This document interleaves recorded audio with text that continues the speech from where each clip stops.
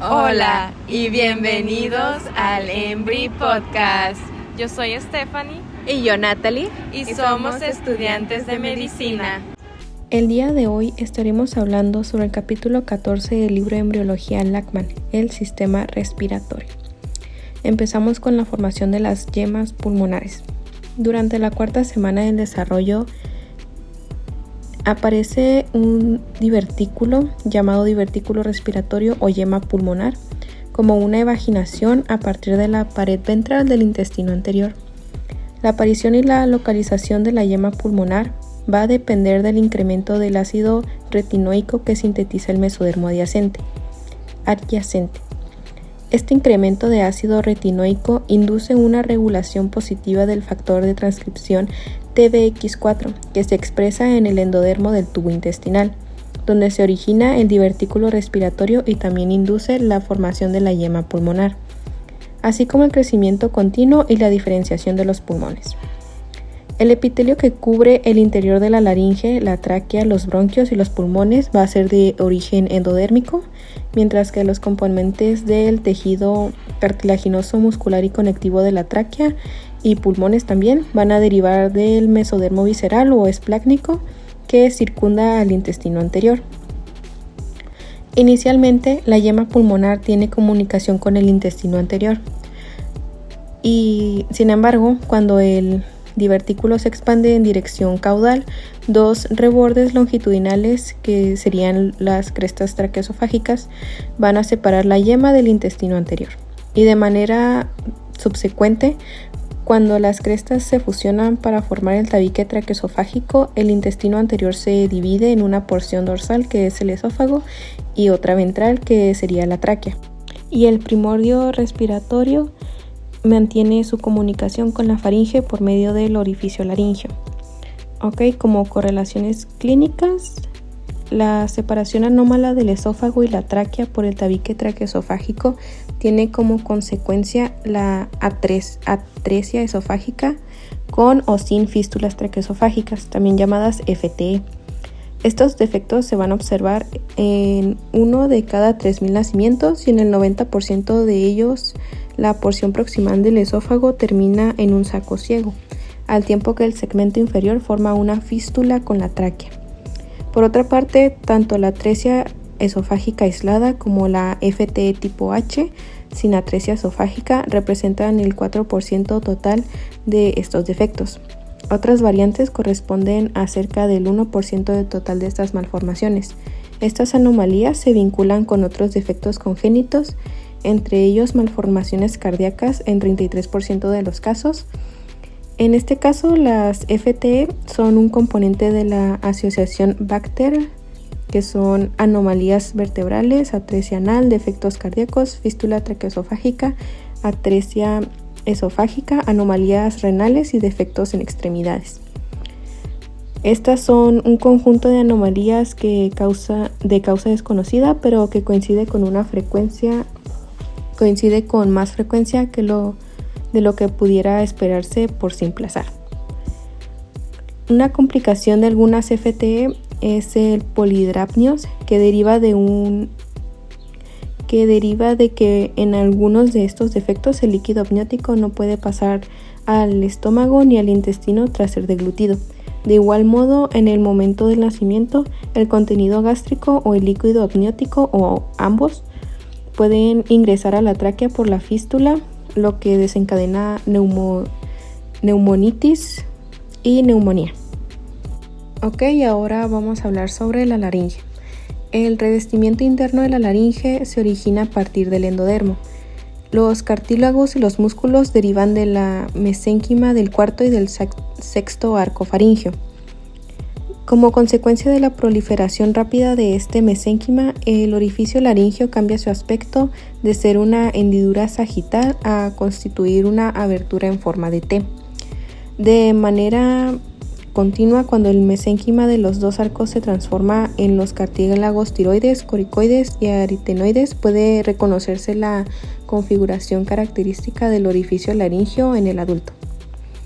Aproximadamente en el momento en que los cartílagos se forman, el epitelio laringio también prolifera con rapidez.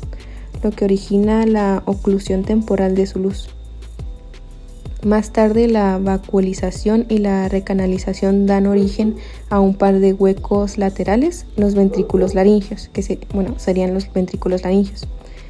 Estos huecos están limitados por pliegues tisulares que se convierten en las cuerdas vocales falsas y verdaderas. La epiglotis se desarrolla a partir de la parte caudal de la eminencia hipofaringia, una prominencia que se debe a la proliferación de mesénquima en los extremos ventrales del tercer y cuarto arco faríngeo. La parte rostral de esta eminencia forma el tercio posterior o porción faríngea de la lengua.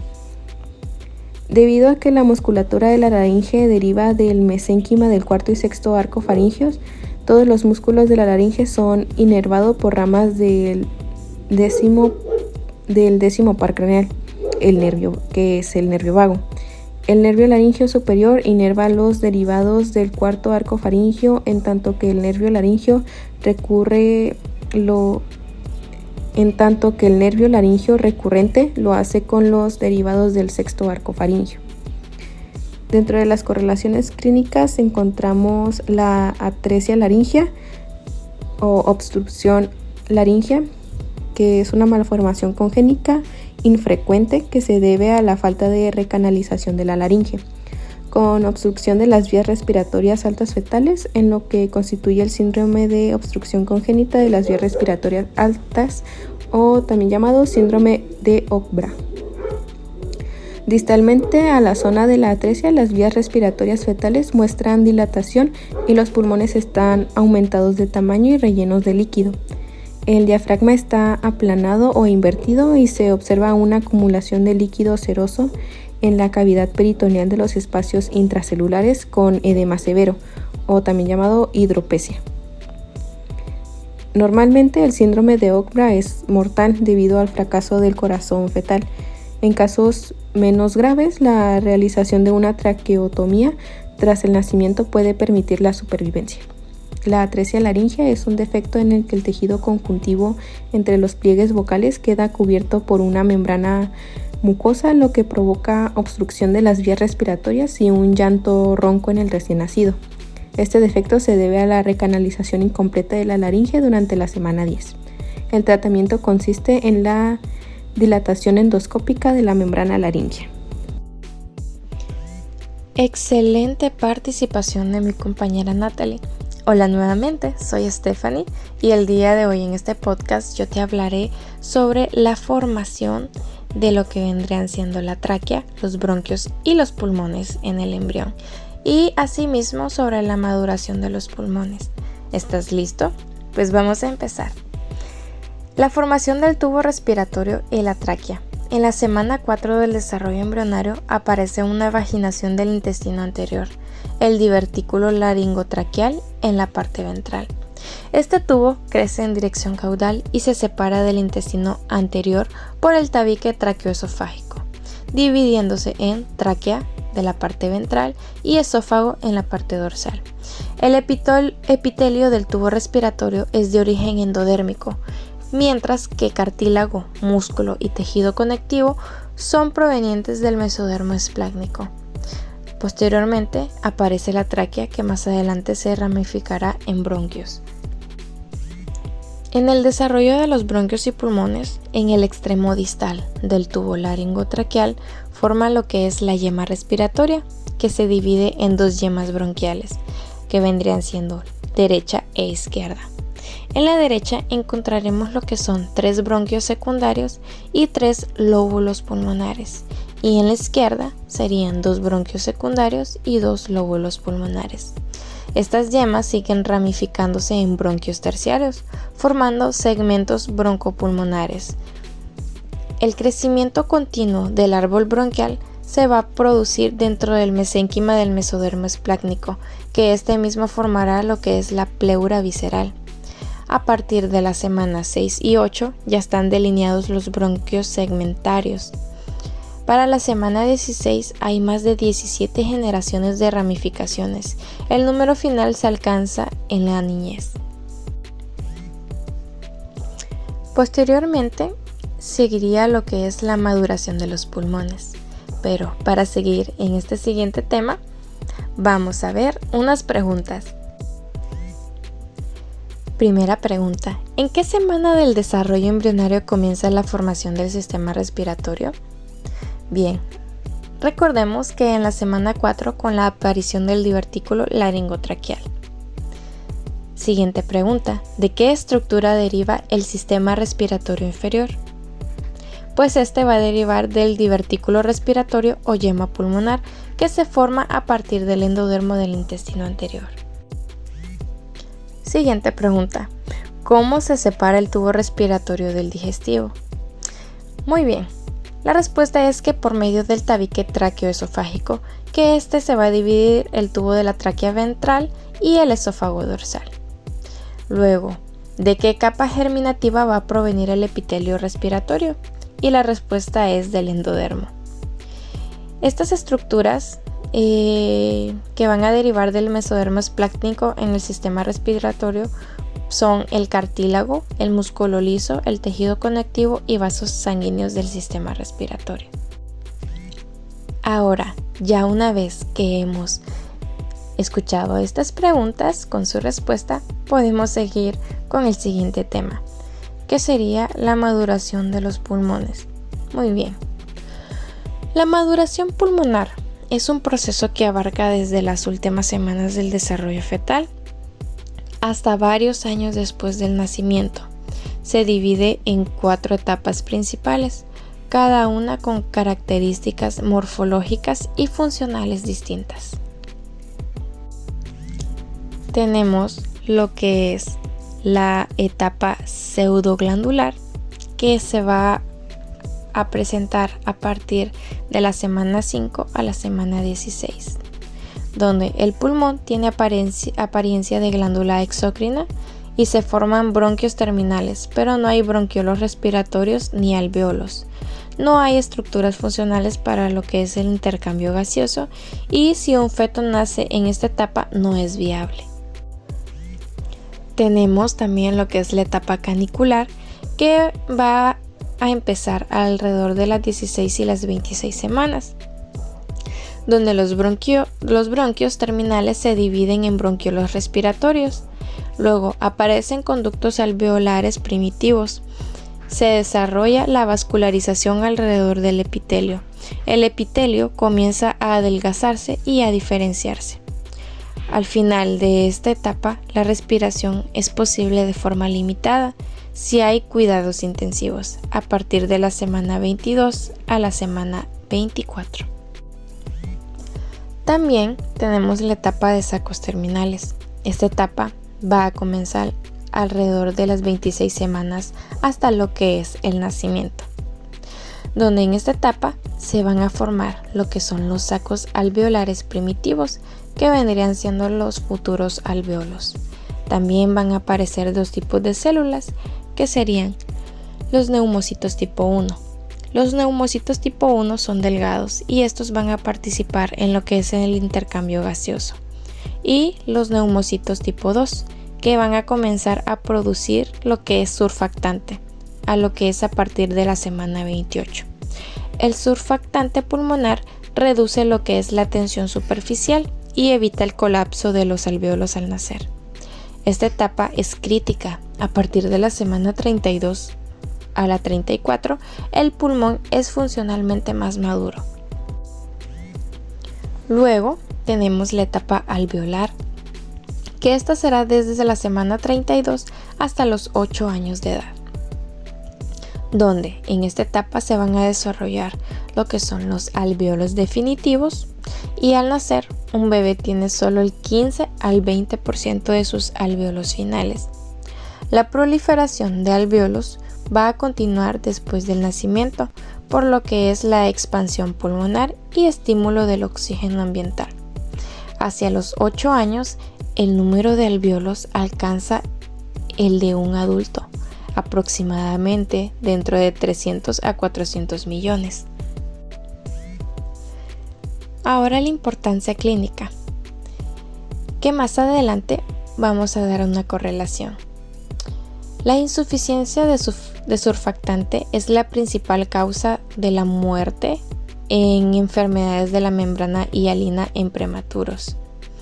También el uso de corticoides prenatales puede acelerar la maduración pulmonar en embarazos con riesgo de parto prematuro. Muy bien, se llegó el momento de las preguntas. Pregunta número 1. ¿Cuántas etapas principales tiene la maduración pulmonar? ¿Te acuerdas? Lo acabamos de ver. Y la respuesta es, tenemos 4 etapas, que vendría siendo la pseudoglandular, la canicular, de sacos terminales y la alveolar. ¿En qué semana comienza la etapa pseudoglandular y qué ocurre en ella?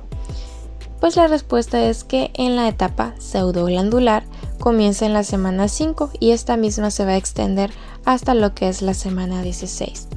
Se van a formar bronquios terminales, pero aún no hay alvéolos ni intercambio gaseoso. También, ¿qué ocurre durante la etapa canicular? Y es que durante la etapa canicular va a comenzar entre las 16 y 26 semanas. Recuerda que los bronquios terminales se van a ramificar en bronquiolos respiratorios y conductos alveolares y se va a iniciar lo que es la vascularización. ¿En qué etapa se empieza a producir el surfactante pulmonar? Muy bien. El surfactante pulmonar va a comenzar en la etapa de sacos terminales, que inicia alrededor de la semana 26, donde los neumocitos tipo 2 comienzan a secretar lo que es el surfactante. ¿Y cuál es la función del surfactante pulmonar? Pues el surfactante pulmonar va a reducir lo que es la tensión superficial en los alvéolos, evitando lo que va a ser un colapso al respirar. ¿Qué tipo de células van a formar la barrera para el intercambio gaseoso?